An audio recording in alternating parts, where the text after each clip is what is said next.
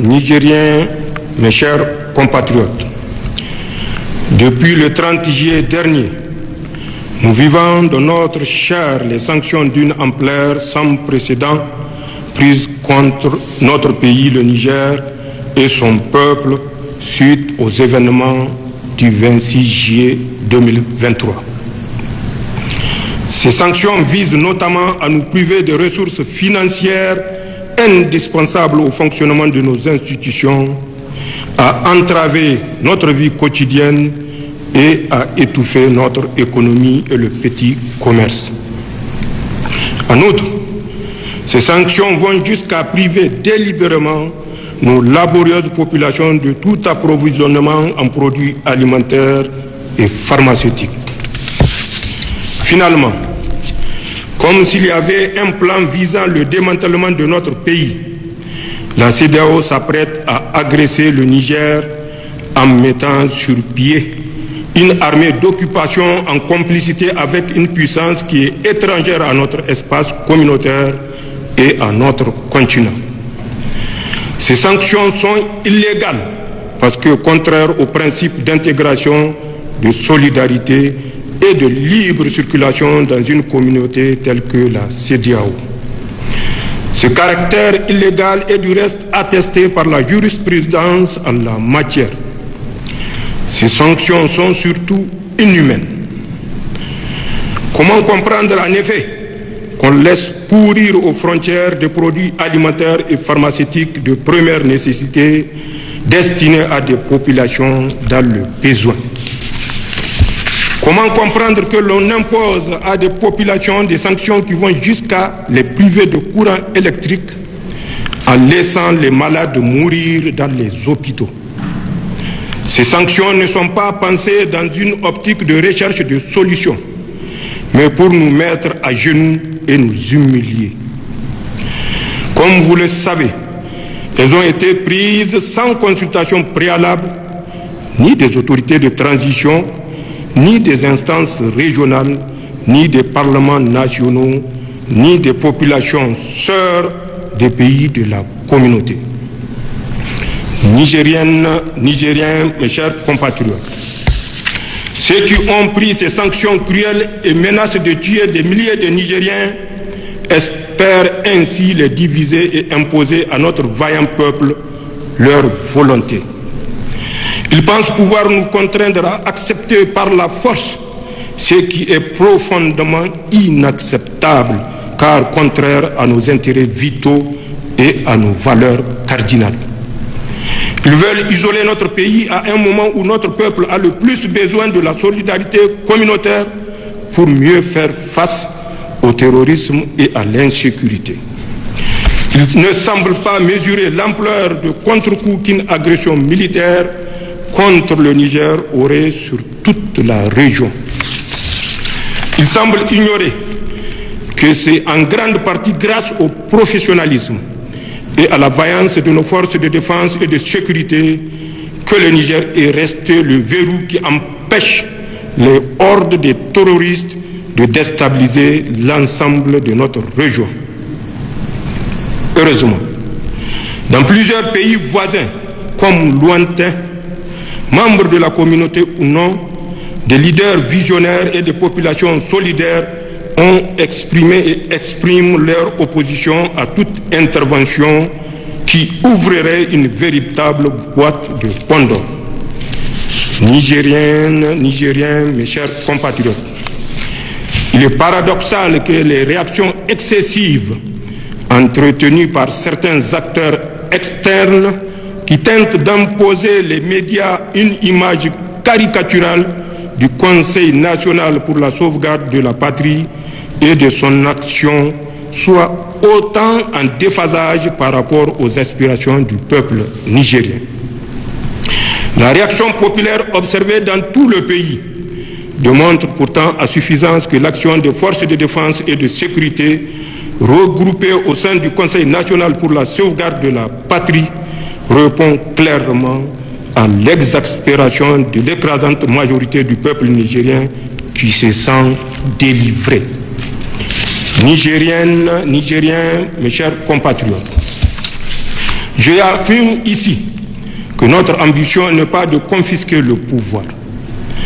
Je réaffirme aussi notre disponibilité à tout dialogue pour autant qu'il tienne compte des orientations voulues par le peuple nigérien, fier et résilient. Toute approche coercitive et ignorant la quête de souveraineté, de sécurité et de bonne gouvernance exprimée clairement par la population revient à ignorer les dynamiques profondes en œuvre dans les pays sahéliens abandonnés à leur propre sort depuis plus de 10 ans par ceux-là même qui, au lieu de les aider à combattre les maux qui les assaillent, veulent aujourd'hui les agresser. À la vérité, la prise de pouvoir par les forces de défense et de sécurité, aussitôt fermement soutenue par nos vaillantes populations, s'inscrit dans un contexte de rejet des modèles sécuritaires et de mauvaise gouvernance faite d'injustice, de corruption, mise en œuvre par des régimes qui se prétendent démocratiques, mais qui en réalité dévoient et discréditent la démocratie. Le Conseil national pour la sauvegarde de la patrie adhère pleinement au principe du libre choix des gouvernements par les peuples. Mais pour que le peuple puisse choisir ses dirigeants, il faut un système transparent dans lequel les opposants ne sont pas emprisonnés ou exilés, dans lequel une véritable alternance est possible et dans lequel la société civile peut librement s'exprimer et manifester sans être inquiétée. Le soutien massif des populations au Conseil national pour la sauvegarde de la patrie au Niger, comme chez nos frères maliens, burkinabés et guinéens, entre autres, traduit non pas le désir d'une gouvernance autocratique, mais un désir de démocratie véritable, porteur de bien-être pour tous. Nous en sommes parfaitement conscients. Nigériennes, Nigériens, mes chers compatriotes, en tant que soldats, nous connaissons le prix d'une guerre. En tant que Nigériens et Ouest-Africains, nous trouverions tragique d'aller en guerre contre nos frères d'armes aux côtés desquels nous étions engagés hier pour sécuriser notre région. Nos populations, qui sont les mêmes de part et d'autre de nos frontières, trouvent aberrant d'être opposées les unes aux autres. En somme, ni le Conseil national pour la sauvegarde de la patrie, ni le peuple nigérien ne veulent d'une guerre et demeurent ouverts au dialogue. Mais, qu'on nous comprenne bien, si une agression devait être entreprise contre nous, elle ne sera pas la promenade de santé à laquelle certains croient. En effet, ils trouveront face à eux 26 millions de Nigériens, les dignes fils de Dunama Dibalami, de Idriss Alaouma, de Mohamed Kosso, de Mohamed Nafarko, de Amadou Tanimoun Kourandaga, de Suleiman Tanchintouma, de Kausen Ag Kedda, de Tankasawa Agoregi, de Babari Soba, de Bawa Jangwarzo, de Akazama Ari Kulumba, de Mali Bero, de Ousmane Tanfodio, de Soni Alibert et de Askia Mohamed, entre autres. Ainsi, fort du soutien de notre grand peuple et avec l'aide de nos frères du Burkina, de la Guinée et du Mali, les forces de défense et de sécurité du Niger ne se déroberont pas.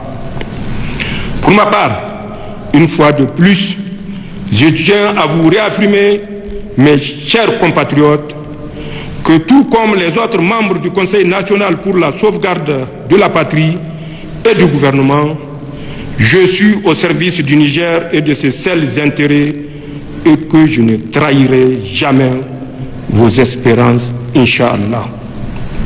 Aussi, conscient de la nécessité de structurer les nouvelles élans de patriotisme qui règnent au Niger, j'engage toutes les forces vives de la nation à travers un dialogue national inclusif.